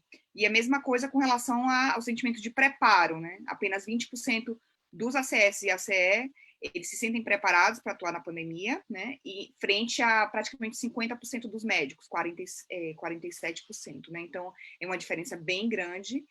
A gente sabe que os ACS eles estão ali realmente com bastante contato com os pacientes, né? Com os usuários do serviço de saúde, então, que somente 20% estejam se sentindo preparados, são dados bem alarmantes. Uma outra perspectiva que eu quero trazer é uma perspectiva de comparação entre as regiões. Eu acho que isso também diz muito sobre os nossos achados, né? Quando a gente olha sentimento de medo, sentimento de despreparo, a gente vê que tem um equilíbrio entre as diferentes regiões do país. É o gráfico 18 aqui em cima, né? A gente tem um equilíbrio entre as diferentes regiões do país, né? Temos altas taxas de medo e de sentimento de despreparo entre os profissionais, né, na média entre os profissionais. Porém, quando a gente vai observar, né, as percepções com relação às condições de trabalho, a gente vê uma diferença significativa entre as regiões do país, né? Principalmente quando a gente fala de equipamento, né, onde apenas 35% dos profissionais da região Nordeste afirmam ter acesso a equipamentos, a EPIs, frente a 62% dos profissionais na região Sudeste e 67% na região Sul, né? Então, é uma diferença significativa, uma diferença preocupante, e efetivamente a gente vê que o acesso aos recursos para enfrentar a pandemia não se dá de uma mesma maneira ao longo do território nacional. E isso era esperado, né? Quando a gente não tem o Ministério da Saúde na frente, na linha de frente, coordenando o enfrentamento da pandemia, essas diferenças regionais elas vão se apresentar, porque são diferenças que existem e que muitas vezes tentam ser diminuídas com políticas de intervenção do próprio Ministério da Saúde. Quando isso não aparece, essa capacidade institucional, né, prévia, a diferença entre essa capacidade institucional prévia vai aparecer, e é o que a gente percebe aqui. Um outro dado que eu acho bastante interessante aqui e que mostra que pelo país estão todos no mesmo barco, nesse outro quesito, é quando a gente fala de apoio à saúde mental, né? Vai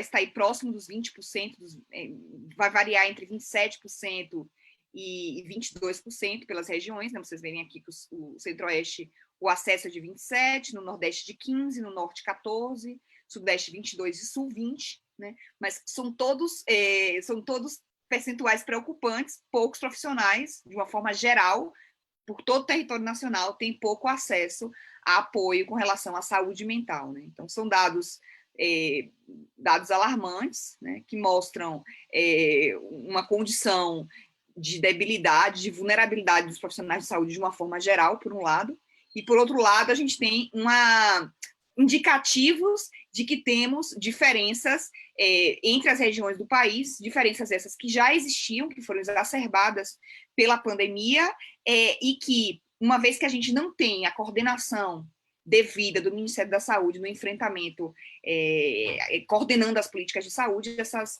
capacidades institucionais, essa diferença de capacidades institucionais, elas vão se apresentar de uma forma clara, né? E isso é o que os dados trazem para a gente. Acho que essas duas perspectivas, né, de diferenças e semelhanças entre os profissionais de saúde e de diferenças e semelhanças entre as diferentes regiões do país era o que eu queria pontuar nesse momento para vocês. Obrigada, Michele. Eu não sei se alguém quer fazer comentários, perguntas, está todo mundo quietinho hoje aqui. Eu queria... Não, eu só queria ressaltar essa coisa que a Michele falou, porque no fim das contas a gente acabou falando dos dados, mas eles não são homogêneos nem dentro das instituições, nem olhando para o país. Então, a gente vê, de fato, que há essa desigualdade regional e dentro das carreiras muito evidente ali. Na primeira rodada que a gente fez dos policiais penais, nenhum dos respondentes da região norte tinha recebido treinamento, tinha recebido suporte, sentia que recebia suporte, nenhum. Então, acaba sendo uma diferença gritante que acaba expondo uns profissionais mais do que outros, e isso também acontece dentro das carreiras. Então, de fato, os profissionais da linha de frente que têm menos estrutura para trabalho acabam ficando mais expostos nesse momento, mostrando essa desigualdade, essa quase hierarquia entre as profissões dentro das carreiras.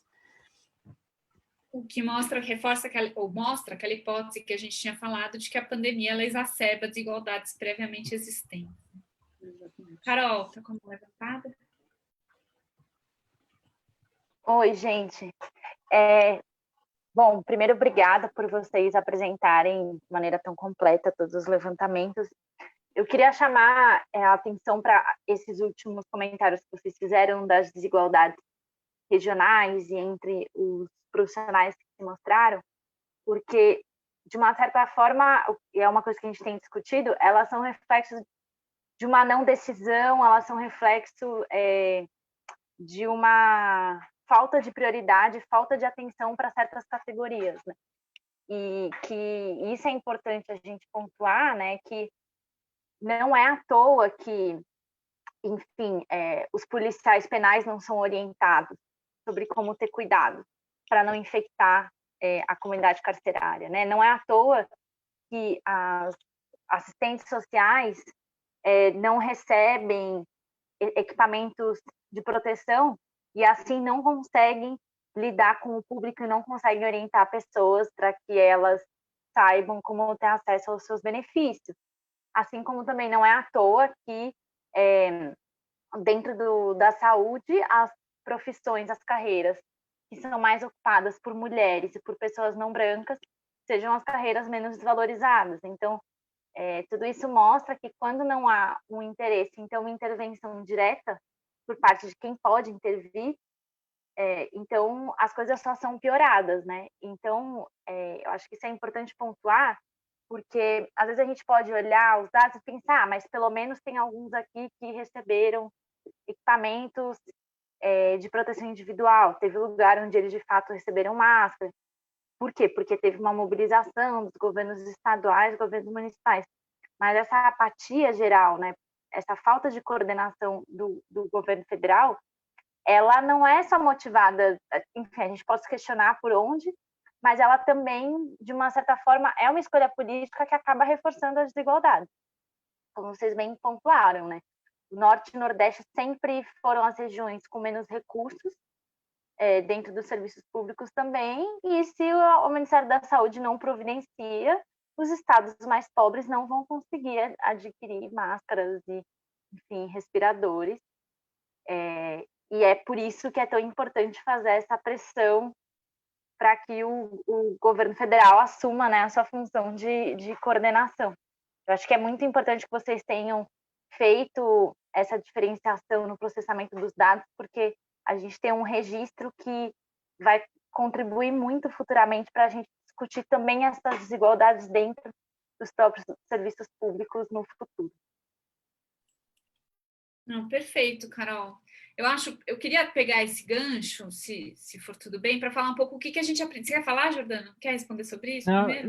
Eu queria falar do gancho, mas o gancho ia entrar no mesmo gancho que o seu, então... Então comece você completa o gancho, porque eu acho que agora, assim, e eu queria até uma ajuda coletiva aqui, porque vários de vocês têm olhado, vocês ajudam a gente a refletir sobre isso coletivamente, né? Porque acho que a questão agora e o que esses dados nos levam, pensando na lógica da metonímia, mas o que é esse todo aqui que esses dados nos permitem ver, né? E aí eu acho que tem algumas coisas que já são muito evidentes, e aí eu vou pensar um pouco contrapondo com o que a literatura fala para a gente. O que a literatura sobre burocracia de nível de rua em tempos de emergência nos fala? A literatura nos fala que trabalhar em tempos de emergência é um trabalho estressante e difícil. Também nos fala que é um trabalho com pouca experiência prévia e que vai ser um espaço de muita experimentação. E que, portanto, só vai dar certo se você tiver uma gestão que diminui o estresse, que dá apoio, portanto, emocional para essas pessoas, mas que também direciona a ação. Porque, no fundo, a gente tem uma questão aqui, pensando na literatura, que é tempos de emergência, como a gente está no âmbito da imprevisibilidade, eles aumentam a discricionariedade. Mas a discricionariedade sem capacidade vira inação, né? Uma discricionariedade em que eu não sei o que fazer, não adianta ela ser infinita, eu simplesmente não faço, porque eu não sei o que fazer.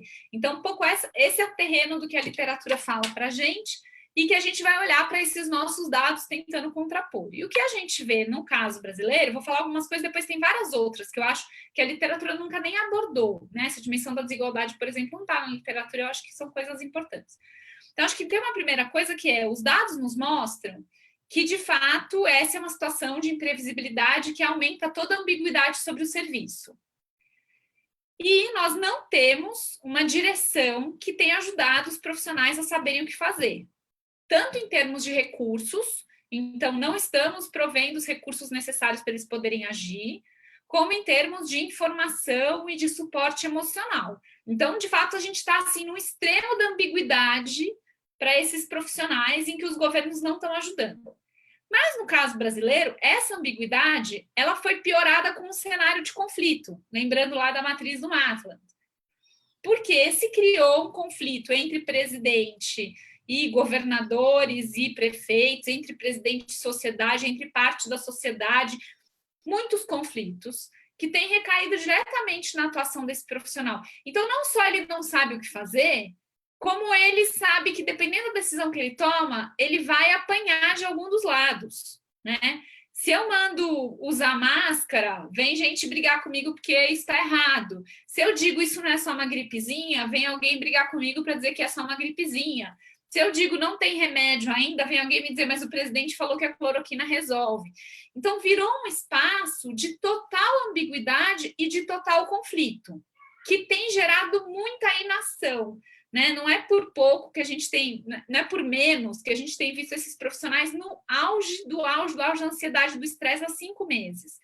Porque é muito difícil você trabalhar num lugar em que ninguém te dá suporte, ninguém te diz o que fazer, você não sabe o que fazer, e além de tudo, você está exposto a um conflito na sua atuação. Então, acho que tem uma primeira coisa aqui que a gente tira disso, é que esse nosso ambiente de descoordenação, né, que gera mais ambiguidade, junto com o ambiente de conflito, tem gerado uma quase incapacidade desse profissional de agir.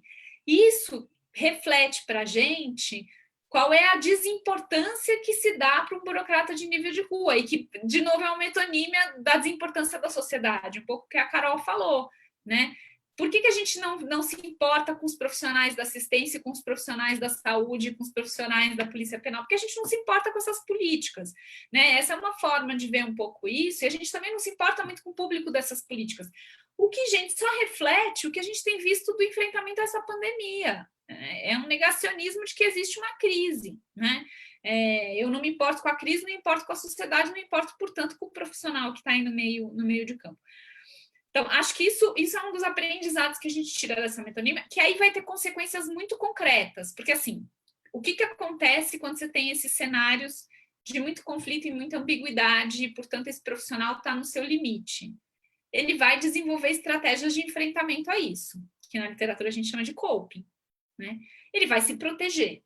E como é que ele se protege? Ele se protege muitas vezes hostilizando quem está do outro lado. E aí eu acho que é importante a gente olhar para aqueles dados de quais são as emoções que esses profissionais têm sentido, para ver que essas não são emoções em que o coping virou, então eu vou proteger quem é mais vulnerável. O coping virou, então eu vou me afastar, eu vou me distanciar, eu vou hostilizar, eu vou, né? O Jordano pode falar. Posso mostrar esse dado? É isso aí que eu queria. É exatamente esse dado do medo. Porque é o seguinte, ó, se a gente olha... Vou compartilhar de novo, tá? Essa é dos policiais penais. Eu acho que eu vou, peraí, da assistência. Aqui o negócio, aqui. Primeiro, ó, as emoções que os profissionais da assistência social sentem durante a pandemia, enfim, em todas as profissões e em todas as áreas, o medo acaba aparecendo aí na dianteira de tudo. Mas logo em seguida, você vê na assistência social que vem a empatia, que vem o afeto e o carinho, aí depois aparece o distanciamento, a frieza, a pena, a raiva e indiferença. Mas o top 3 aí, você tem 2 sentimentos positivos, né? Você tem o medo que está presente e você tem uma empatia e um afeto. Isso é muito característico na política de assistência, né? Até por aquilo que eu disse sobre a construção do vínculo, esse envolvimento que esses profissionais têm com o público que atendem, e o que a gente vê que muitos desses sentimentos e dessa vocação de atuação, dessa vocação para o serviço público, para o atendimento nessas profissões, isso se mostrou muito central nesse momento.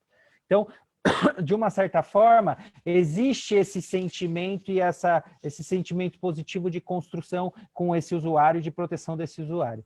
Só que quando você vai ver o dado sobre os agentes penitenciários, você vê que o primeiro sentimento não é o medo, então é a única profissão que o primeiro sentimento acaba não sendo o medo, e sim o distanciamento e a frieza. Depois a gente tem o medo, com 47%, depois a indiferença. Então, e aí só depois o afeto e a empatia, e lá a raiva e pena na casa dos 10%. Então, como a gente acaba exacerbando esses problemas, essas desigualdades e essa forma como o público, como os burocratas categorizam o público na hora de entregar o serviço, isso fica muito claro, essa dimensão, principalmente na política criminal, do nós e eles. Então, esse sentimento de que o usuário que ele atende não é um beneficiário da política, é um preso lá que ele tem que conter e que ele tem que controlar. Então, essa dimensão das emoções, eu só queria trazer esse dado, que eu ia trazer depois que a Carol falou, mas aqui a Gabriela deixou a deixa, porque mostra que, no fim das contas, a questão não é muito homogênea, e que esse movimento de autoproteção acaba se refletindo nesse distanciamento e nessa aversão do outro em algumas determinadas carreiras ou para determinados profissionais em todas as áreas. Que isso é um elemento que tende só a piorar, né? Porque a gente está falando aí de meses e meses do profissional no limite e sem perspectiva de melhora, né? Alguém colocou lá no Facebook, profissional de saúde precisa de apoio mental. Precisa, porque esse profissional está trabalhando há 5 meses e vai trabalhar muitos mais, não sabemos quanto, sem férias, sem poder pedir licença, porque está tudo vetado agora, fazendo um atendimento de demanda que está maior, sem ter apoio, sem ter suporte, tudo aquilo que a gente falou, e sem saber o que fazer, e ainda sendo hostilizado pela população. Gente, é o pior dos mundos ser um profissional da linha de frente nesse momento, mas que, na verdade, reflete o que é esse tratamento que nós temos dado para a pandemia, né? Michele, você quer? Entre os profissionais da saúde, as 3 emoções, né, o top 3, como o Jordano trouxe, é medo, ansiedade e cansaço. Né? Não tem nenhuma... afeto vem um pouco depois, junto com distanciamento e frieza, 25%, né? Então, eu acho que, de repente, se a gente olhasse desagregado para os ACS, o afeto poderia aparecer um pouco mais para cima, né, na lista. Mas, de uma forma geral... Desculpa, mas é que essa questão do sentimento, eu acho que só isso já dava uma análise, Não, com certeza. Né? Acho que se a gente chamar os psicólogos aqui, eles vão ter um prato cheio também para analisar junto com a gente. Sim, é uma coisa completa, é um mundo em si, a questão dos sentimentos, um mundo em si. Agora, eu acho que também pensando, isso é olhando para o lado de cada balcão, quais são as consequências desses nossos dados para olhar do lado de cada balcão, né? Então, estamos falando de um aumento de ambiguidade, de um aumento de conflito, portanto, diminuição da capacidade de ação e uma capacidade de ação marcada por estratégias de enfrentamento que provavelmente prejudicam o usuário, né? E não é porque esse cara é culpado, tá? É porque o sistema todo faz ele fazer isso. Agora, do outro lado do balcão, qual é a consequência disso para os usuários, né? As consequências são as piores possíveis. Se a gente pensa que aqui você tem uma relação, de novo, metonímica, uma analogia, né?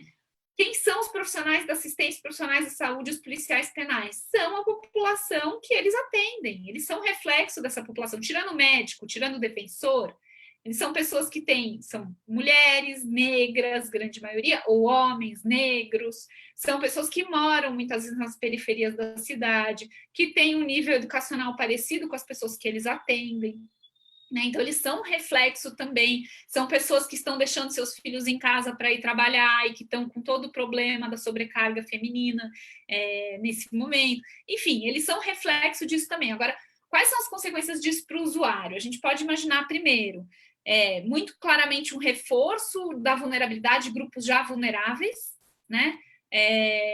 Que são mais vulnerabilizados por causa da situação da pandemia, mas também por causa desse atendimento, que vai sendo cada vez piorado pela própria falta de condição de atender, né? Se um agente comunitário não consegue fazer atendimento do grupo que mora na comunidade, imagina qual é a consequência disso para a saúde dessa população.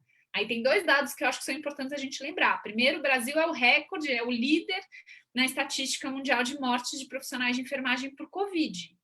Né? Desse público que a gente está falando. O segundo é que de 8 em cada 10 gestantes que morreram no mundo por Covid são brasileiras, o que mostra um problema da atenção primária à saúde. Né? Então, acho que essas coisas mostram como você tem consequências aqui que podem ser explicadas por esse cenário para essa população com aumento da vulnerabilidade e um aumento desigual dessa vulnerabilidade. Públicos que já são mais vulneráveis, ficando mais vulneráveis do que outros públicos, com esses dados todos que a Michele mostrou, por exemplo, das desigualdades e que a Carol ajudou a falar. Na saúde, é interessante a gente pensar os vulneráveis como 2 grupos, né? Os vulneráveis com temas vinculados a temas de saúde e os vulneráveis sociais, de uma forma geral, né? Os vulneráveis de temas de saúde seriam os pacientes crônicos, as gestantes, as crianças, principalmente as menores de 1 ano, que estão fazendo puericultura, né? Todos esses grupos, eles são acompanhados pela atenção primária, né? E eventualmente vão ter uma situação de saúde crônica que vai descompensar os diabéticos, os hipertensos, E aí essas pessoas elas podem morrer por essas outras condições, né? Por serem vulneráveis desde o ponto de vista da saúde e não estarem recebendo um atendimento adequado, né?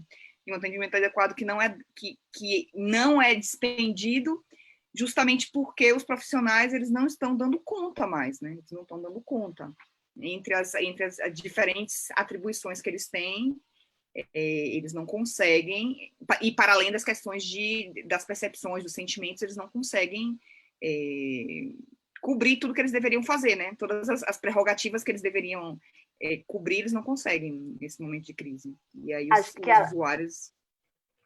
Além disso, né, Michele, tem a questão das doenças evitáveis, as doenças associadas à pobreza, que o aumento da miséria desse momento vai trazer. Sim. E eu acho que isso vai ser uma sobrecarga muito grande para esses profissionais, porque vão se ver cada vez mais com limitações para poder executar o seu trabalho, porque, enfim, está num processo de precarização, contingência de gastos, e as pessoas precisando ainda mais do SUS e da atenção básica, né? E acho que o número das grávidas de puérpera mortas ela acaba exacerbando muito essa situação, né? Porque eram eram mortes. Condições, né? Poderiam ser evitadas com atenção em saúde e, enfim, toda essa falta de coordenação, essa falta de amparo levou a essa situação tragediosa e que os profissionais de saúde sabem que isso, né, poderia ser evitado. Sim, os crônicos em saúde, eles simplesmente não estão sendo acompanhados, assim, porque muitas unidades restringiram acesso, então os crônicos, diabéticos e hipertensos, por exemplo, eles deveriam ser acompanhados por teleconsulta. Quando o número de Covid sobe muito, aqueles médicos que fazem as teleconsultas passam a fazer somente de Covid, e os pacientes crônicos eles passam a não ser acompanhados. Então, em um grande número de cidades no Brasil, os pacientes crônicos eles estão sem acompanhamento direto. As receitas foram renovadas por tempo indeterminado, teve uma lei, inclusive, aprovada recentemente nesse sentido, e eles estão sem um acompanhamento mais direto dos profissionais de saúde.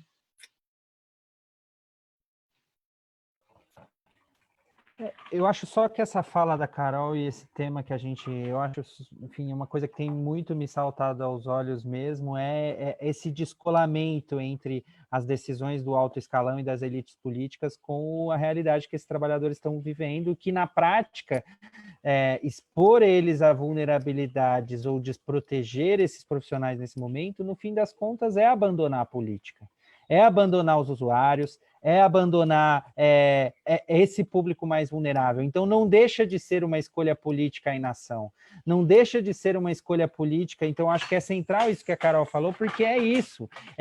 Em todo o relato que todo debate ou discussão que a gente fez do resultado, por exemplo, da ciência social da pesquisa, todo mundo da área fala, mas antes a gente precisa lembrar que o desmonte do SUAS vinha vindo desde antes. Então, a PEC do teto de gastos, essa fragilidade das estruturas do SUS e do SUAS é um projeto político que está em curso há algum tempo. Então, a gente entender que esperar e que o que a gente tem visto é que, no fim das contas, as respostas do poder público não fogem do repertório que eles têm. E aí, no fim das contas, você acaba determinando quais tipos de respostas esses públicos, esses profissionais ou essas elites burocráticas, essas instituições, essas secretarias vão poder dar nesse momento. Então, acho que a discussão da metonímia aí, eu acho que é muito importante a gente entender e contextualizar isso politicamente nesse projeto político. Enfim, a pandemia no sistema prisional, por exemplo, paulista, vinha um processo em curso de privatização de todo o sistema. Então, assim, a pandemia atravessa todos esses processos de fragilidade e vulnerabilização dessas políticas que atendem a população mais vulnerável. Então, esse abandono não é dos profissionais, o abandono é da política e da população pobre do país. Não, é exatamente o que a Carol falou, né? Essa coisa isso é a lógica da metonímia na análise, né? Só para dar um dado, a gente falou que nos policiais penais, nenhum no Norte tinha recebido EPI treinamento.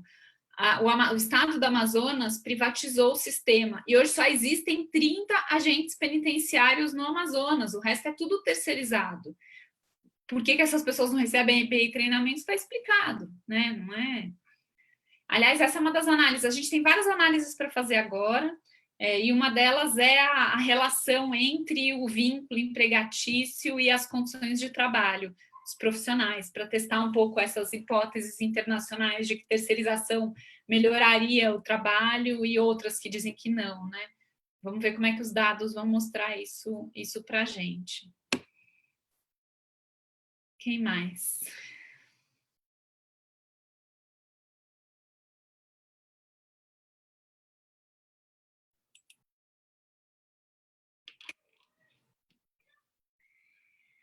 Carol, tem alguma coisa lá do Facebook que eu perdi? Não. Tinha um comentário da Rosilda que eu já respondi. Foi só esse que você falou.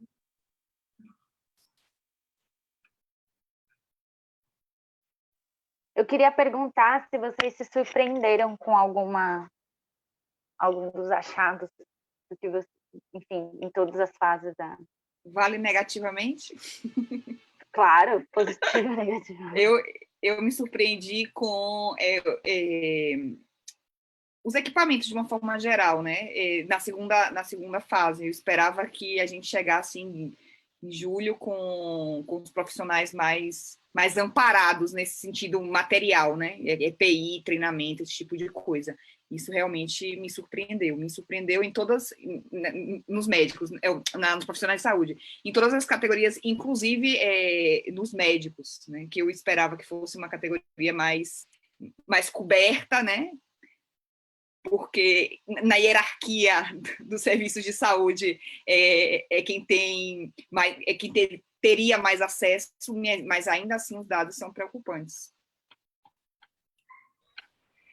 Eu tinha a impressão de que o sentimento de preparo ia melhorar nessa segunda fase, e eles não se sentem mais preparados. A gente achou num primeiro momento que depois de 5 meses, já entendendo como a pandemia funcionava, como que a realidade, o novo normal se construiria, a gente tinha uma expectativa de que o sentimento de preparo aumentasse, e pelo contrário, para algumas categorias ele aumentou.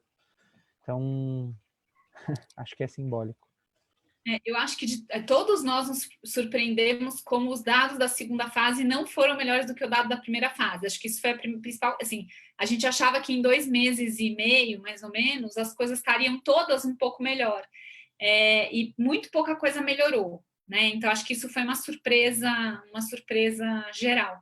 Eu me surpreendi também, porque eu achava que... Eu me surpreendi com isso que a Michelle falou. Eu achei que as hierarquias das profissões fossem ser mais evidentes do que elas são. Claro, a gente comunitária é pior em tudo do que enfermeiro e médico, mas médico está muito mal também, e é uma categoria que tem acesso a recurso e acesso ao poder, né? E inclusive apoia em grande medida o presidente. Então, eu achei que os médicos fossem já ter conseguido, e não foi, assim, nada tá bom nos médicos também. Então, acho que isso me surpreendeu, mas isso também me surpreendeu comparando as regiões, porque eu imaginei que na região sudeste tudo fosse estar muito melhor do que nas outras. E tá melhor, mas desculpa, tá todo mundo ferrado, né? Mas o sudeste está menos ferrado do que o resto, mas os indicadores ainda assim são muito ruins, o que mostra que é uma tragédia nacional mesmo, não é uma tragédia desigual, mas ela é nacional, né? E eu acho que eu também fiquei surpresa, aí talvez positivamente, com a capacidade que os profissionais da linha de frente tiveram de responsabilizar o presidente do problema. Porque, por exemplo, os agentes comunitários, eles eram muito pró-Bolsonaro, enquanto categoria. E os dados mostram, assim, rechaçando profundamente as ações do governo federal. Então, isso também me surpreendeu, como eles têm conseguido responsabilizar, de fato. Acho que Morgana? Oi, gente, boa tarde.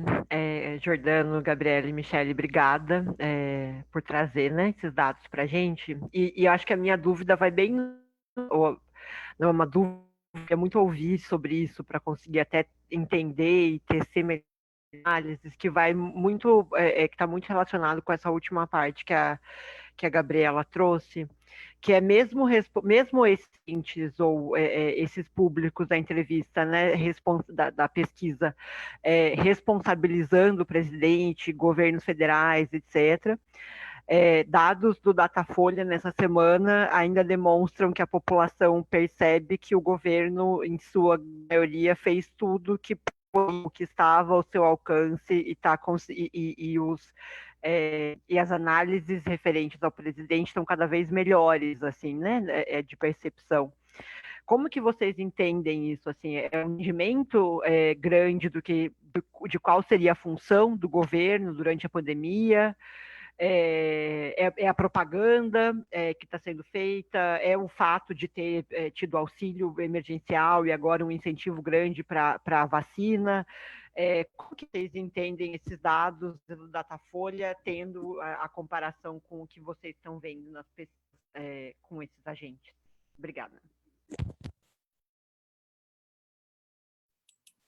Quem quer começar? É um desafio. Eu acho que esses dados do Datafolha, eles são um super desafio, inclusive para quem estuda comportamento político, né? Nem entre as pessoas que estudam comportamento político eles estão conseguindo entender direito esses dados. Eu particularmente, assim, falo desde uma perspectiva completamente rasa, tá? Sem embasamento em pesquisas ou correlacionando dados, nem nada disso. Acho que tem muito a ver com a questão do auxílio emergencial, né? A gente vinha numa situação econômica já complicada e o auxílio emergencial alavancou, ainda que pouco, mas alavancou. E para quem estava muito mal, alavancar ainda que pouco é bom, né? Então, alavancou um pouco as pessoas que estavam vivendo em extrema pobreza, né, em uma situação de muita vulnerabilidade. Tem muito a ver com isso, e não é pouca gente. Né? Então, eu acho que tem uma relação maior com esse público do que com as pessoas que ocupam, fazem parte da burocracia, por exemplo.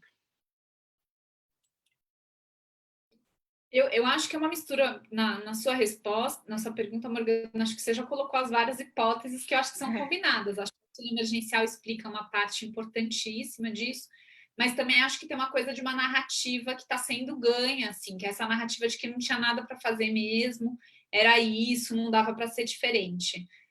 Isso na população em geral, né? Uma das coisas que talvez ajude a gente a explicar isso e que tem aparecido muito na nossa pesquisa, mas sistematicamente foi até um objeto de uma das nossas discussões aqui, é o papel das fake news nisso. E os profissionais de saúde colocando assim, eu não tenho mais o que fazer, é uma batalha que perdemos. Perdido. Né?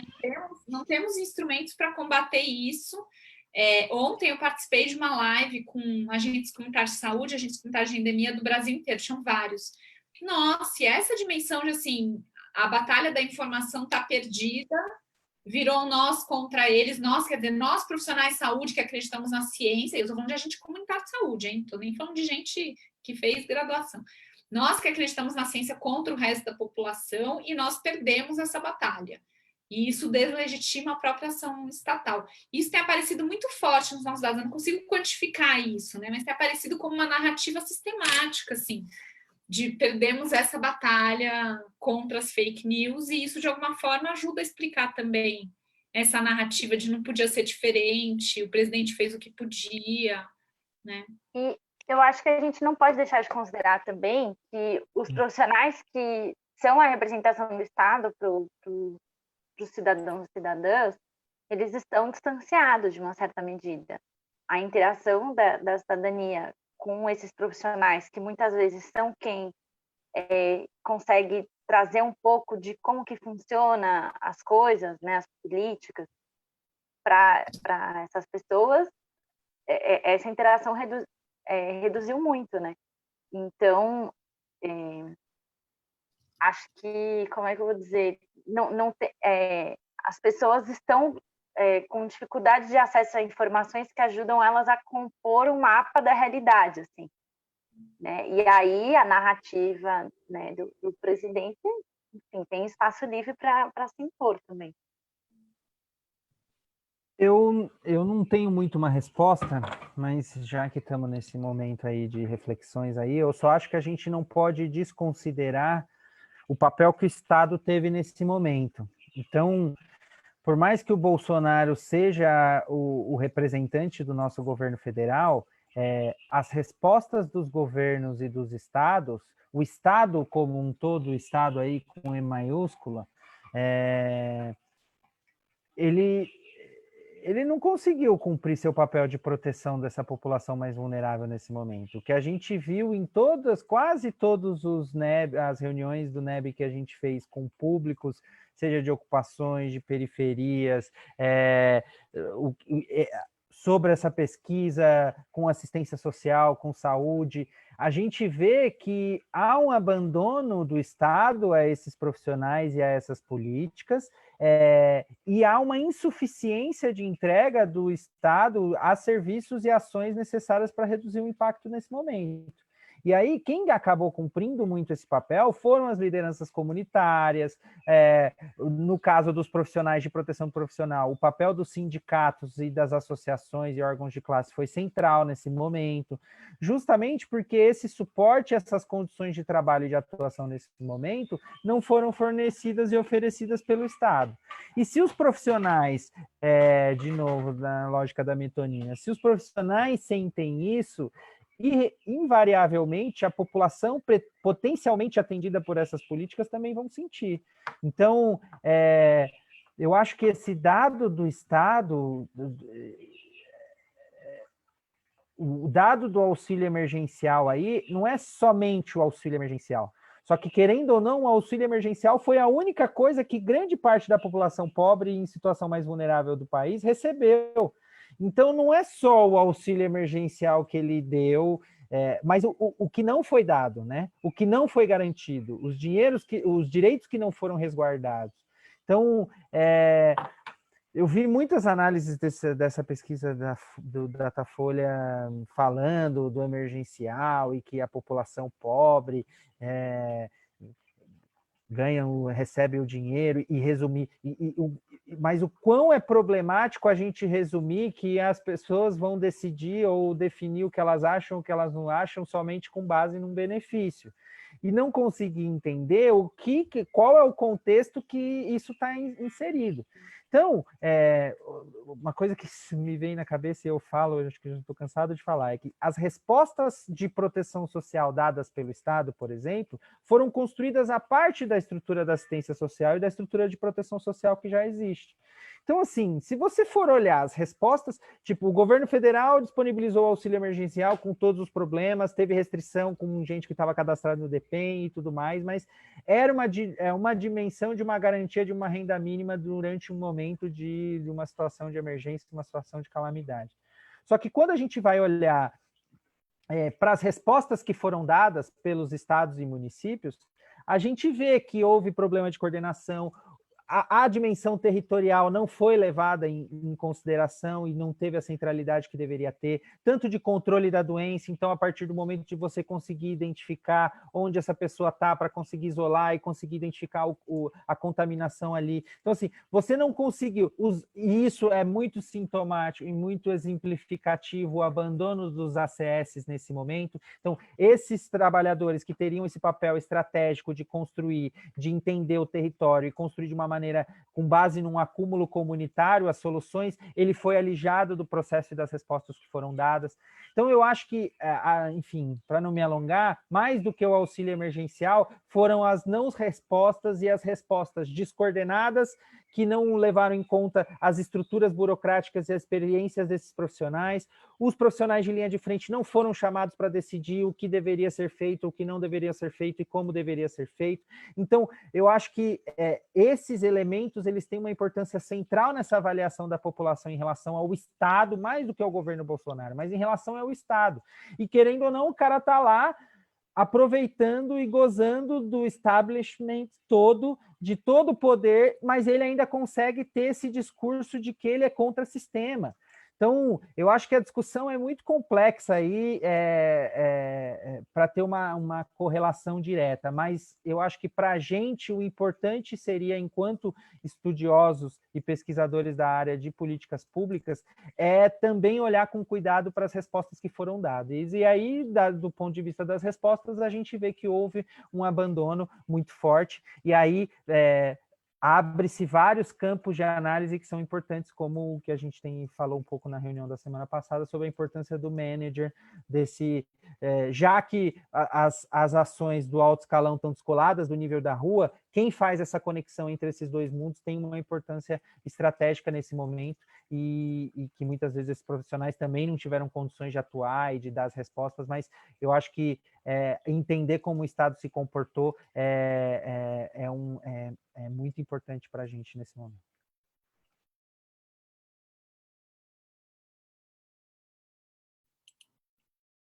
Adorei, Jordano, sua análise.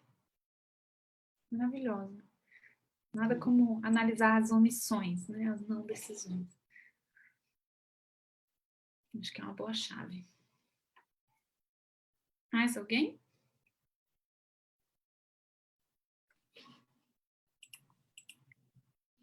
A turma está muito quietinha hoje. Mas o que você acha, Morgana? Já que você fez a pergunta, então, o que você acha? Devolvendo a batata quente. Não, eu fiquei surpresa. Juro que eu comecei a me questionar. Eu fiquei pensando assim, se o governo realmente fez tudo que podia e que era inevitável a gente ter chegado nesse momento, sabe?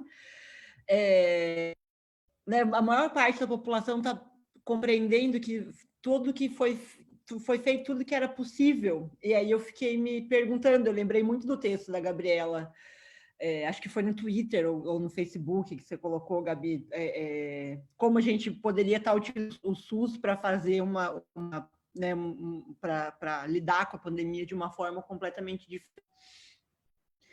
Mas aí, fazendo uma relação que não tem exatamente nada a ver com isso, assim, mas também tem tudo a ver, eu estava conversando com a minha mãe hoje no almoço, e minha mãe não tem plano de saúde, né? E aí a gente estava falando, ela falou alguma coisa sobre o SUS e falou mal do SUS. E aí eu disse para ela não falar mal do SUS, porque ela usa o SUS. Ela falou, eu não uso o SUS, eu só vou no posto de saúde de idade. E eu conseguia entender que o PSF e o posto de saúde de idade, que funcionam super bem e que ela adora, faziam parte do SUS. Né? E daí eu fiquei um tempão dando palestra para isso. Assim. Então, qual que é esse descolamento, né, da sociedade com a compreensão do que é a política pública e qual seria o papel de uma política pública nesse momento de pandemia? Né, grande parte da população adotou a ideia de que deveria se voltar, né, para recurso, né, que não existia outra forma de garantir a sobrevivência que não fosse o trabalho do cidadão. Então, é interessante ver essa percepção né, do cidadão e a percepção do burocrata de nível de rua, de que o burocrata de nível de rua não teve o essencial para que ele conseguisse garantir, o burocrata garantir o seu trabalho nesse momento, e com isso a população vai cada vez achando que a responsabilidade e que tudo que está sendo feito foi feito. Né? Porque cada vez que tinha mais o papel, que nem você falou, né, do SUAS, cada vez que a gente vai mais destruindo esses sistemas, mais a população acredita que o governo tem que ser mínimo e que a responsabilidade cabe a nós no dia a dia fazer né, levar a vida adiante mesmo numa situação de pandemia. E com isso eu acho que foi muito importante o que a gente fez ao longo de todo esse ciclo de gestão do NEB, assim, que foi conseguir levar essa pauta para a mídia, mostrar o quanto que poderia ser feito, o quanto que foi falho, o quanto que as próprias comunidades se organizaram para fazer esse atendimento, mas o quanto que isso ainda é falho, né? O quanto que a gente precisa demonstrar isso cada vez mais e demonstrar também o que poderia ter sido feito se a gente tivesse um governo que optasse por agir ao invés de optar por não agir, né? Que a política pública fosse pública de ação e não uma de omissão. Também não tenho resposta, Jordano, mas eu queria ouvir de mais gente para conseguir ver o que está acontecendo, né? Entender. Mas só, eu sei que eu falei demais, desculpa, mas só uma provocação que isso me remete, eu tenho pensado ultimamente, porque é o seguinte, eu acho que essa pandemia, querendo ou não, para o debate público, ela acabou mostrando que o estado de proteção social é importante. Estado de bem-estar social, garantir a sobrevivência, aí todo o debate da renda básica acaba vindo nesse contexto um pouco. Por outro lado, eu acho que agora a gente vai entrar num momento de disputa desse Estado. Novamente, não que ele nunca estivesse, né? Mas eu acho que esse momento, porque no momento em que o contexto político direciona o Estado para se fortalecer essa base de proteção e de seguridade social, essa proteção dos mais vulneráveis e o que está previsto na nossa Constituição. Por outro lado, quem detém o poder, seja ele econômico, seja ele político, vai lutar com unhas e dentes para manter esse poder e para fazer essa disputa desse Estado nesse momento. Então, eu acho que muito sintomático essa enxurrada de remoções que a gente está vendo na cidade de São Paulo, por exemplo, atualmente. Todo o período que ficou acumulado de fevereiro até agora, de remoções que não tiveram, eles estão fazendo numa enxurrada só e vão pedir para esses profissionais, muitas vezes sem equipamento, sem treinamento, poderem remover essas pessoas da sua casa nesse momento. E muito da justiça está sendo mobilizada nesse momento para defender a propriedade, para defender essa elite econômica e política no Brasil. Então, eu acho que, de uma certa forma, além de todas as consequências da pandemia que a gente vai viver, eu acho que a gente vai começar a entrar num momento de disputa muito forte aí do Estado pelo poder econômico para travar qualquer tipo de discussão e desse avanço do Estado de bem-estar social e dessa dimensão de seguridade social. Então, eu acho que isso faz com que o nosso trabalho ganhe uma importância estratégica ainda mais, mas a importância da gente pensar em mecanismos para fazer essa disputa e esse debate do mainstream, porque a população, justamente por tudo isso que a gente está falando, muitas vezes não tem informação em condições de fato, ter informação necessária para poder fazer essa disputa do debate de que Estado queremos, de que burocracia queremos, ou mais do que um debate, uma vez a Gabi falou isso, mais do que um debate sobre estrutura de Estado, torná-lo mais eficiente, são quais valores você pauta o Estado. E eu acho que nunca na nossa geração, a gente falando mais novos, né, enfim, a gente não teve esse momento que eu acho que a gente vai viver agora dessa disputa de valores. Eu acho que a gente está dentro da área de públicas, eu acho que a gente tem o dever político de direcionar as nossas pesquisas para, de fato, fazer esse debate, essa disputa.